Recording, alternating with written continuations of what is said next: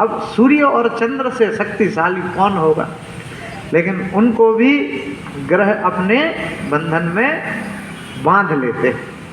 हालांकि थोड़ी सी देर के लिए ही ये काल चक्र होता है, समय चक्र होता है जो आता है। तो भगवान कृपा करते, जो भगवान कृपा करते हैं तो बोले क्या होता है, बोले ये 9 ग्रह जो हैं उसके ऊपर भी एक ग्रह है। वो कौन सा ग्रह, बोले वो है भगवान का अनुग्रह। जब बोले भगवान का अनुग्रह तुम्हें प्राप्त हो जाता है तो ये नमक ग्रह तुम्हारा कुछ बिगाड़ नहीं सकते। तो बारिश तो बरसेगी, लेकिन कोई तुमको छाता दे दे तो बहुत हद तक आप बारिश में भीगने से बच जाओगे। ये कृष्ण की गोवर्धन लीला भगवान ने यही समझाया है। जो इंद्र बारिश तो बरसाता है, लेकिन श्री कृष्ण वो उस पर्वत का ही छाता बना लेते। तो भगवान समर्थवान है, कुछ भी कर लेते। तो भगवान ने पर्वत को ही उठा लिया कनिष्ठिका उंगली पर। अंत तो गत्वा इंद्र का मान भंग हुआ और इंद्र ने आकर के साक्षात कृष्ण के चरणों में प्रणाम किया, क्षमा याचना करके चले गए। तो देवता कृपा करें ऐसी भगवान कृष्ण से प्रार्थना कर रहे। तो एक है दैहिकताप, आप समझ गए, शारीरिक समस्या। दूसरा है दैविकताप, मतलब ये देवताओं की कुदृष्टि हो जाती। तीसरा है भौतिक ताप। अच्छा, ये भौतिक ताप क्या होता है? देखो, दुनिया में हर पर्वत की ऊंचाई, लेकिन एक पर्वत ऐसा है जिसकी ऊंचाई नहीं। वो कौन सा पर्वत?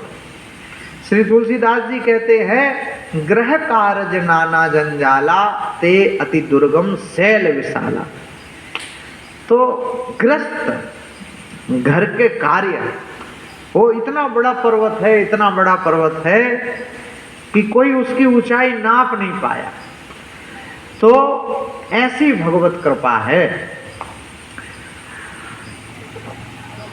भगवान की कृपा प्राप्त हो, इसलिए कृष्ण को प्रणाम कर रहे हैं। परिवार में शांति बनी रहे 7 दिन, ऐसी भगवान से प्रार्थना कर रहे हैं।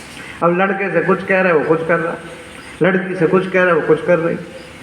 तो होता रहता है, ये तो घर में थोड़ा बहुत चलता रहता है।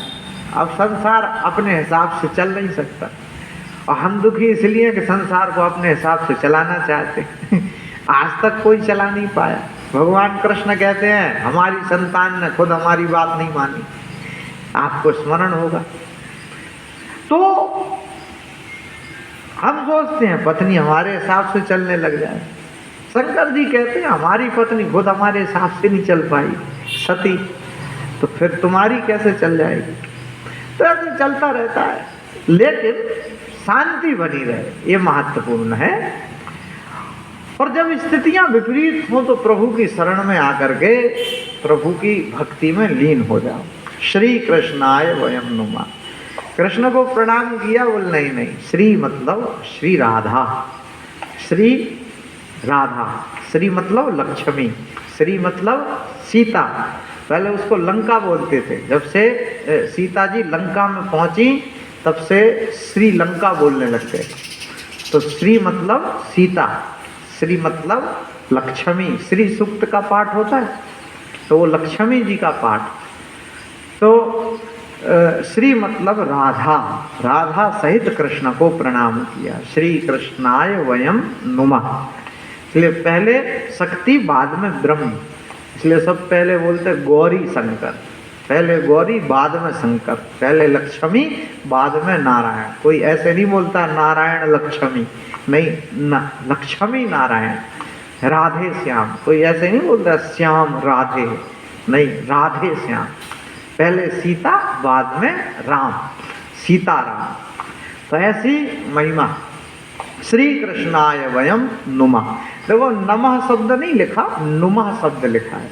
मतलब हम सब मिलकर के उन भगवान श्री कृष्ण को प्रणाम करते हैं। वैसे राधा जी का नाम तो श्रीमद् भागवत कथा में आया नहीं, शब्द के संकेत मात्र से समझ लेना चाहिए। श्री मतलब राधा सहित कृष्ण को प्रणाम। 18,000 श्लोक लिखे, लेकिन एक भी श्लोक में राधा जी का नाम स्पष्ट रूप से आया नहीं। राधा शब्द सुनते ही समाधि लग जाती थी सुखदेव जी की। अब समाधि का तो टाइम था नहीं, 7 ही दिन परीक्षित के पास थे।